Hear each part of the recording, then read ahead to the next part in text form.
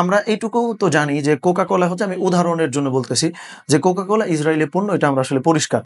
এখন এইটার জন্য আপনি যদি কোনো একটা দোকানে কোকা কোলা আছে এই জন্য আপনি দোকানটা ধরেন ভেঙে ফেললেন। সো এই কথাটা মূলত আমি বলতে চাই, এটা কিন্তু আসলে ভাই হইল না। দেখেন, বাংলাদেশে বর্তমানে ফেসবুকে বিভিন্ন জায়গায় অ্যাড চলে, কোটি কোটি টাকা হচ্ছে ওরা নিয়ে নিচ্ছে। সো আপনি কোনো একটা ব্যবস্থাপনা না ভেঙে আপনি একদিন ফেসবুকে অ্যাড দেয়া অফ রাখেন। আপনি একদিন হচ্ছে কোনো একটা শপ থেকে কোক খায়েন না, মানে একদিন বলতে বোঝাচ্ছি যে আপনি এটা খাবেন না সেটা আর কি।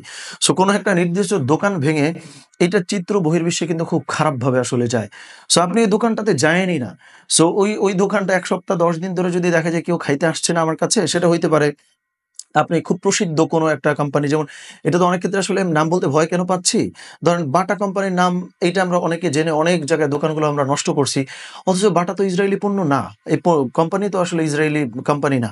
সো আপনি যখনই জেনে ফেলতেছেন যে এই নির্দিষ্ট প্রোডাক্টটা আসলে ওদের বানানো, আমি ওর নাম বলতেও আসলে ঘেন্না হয় অনেক ক্ষেত্রে। সেই দোকানে আপনি যাওয়াটা বন্ধ করে দেন, কিন্তু দোকানটা আসলে ভাঙ্গেন না। সো তাতে কি হয়? হিতে বিপরীত হয়ে যায়।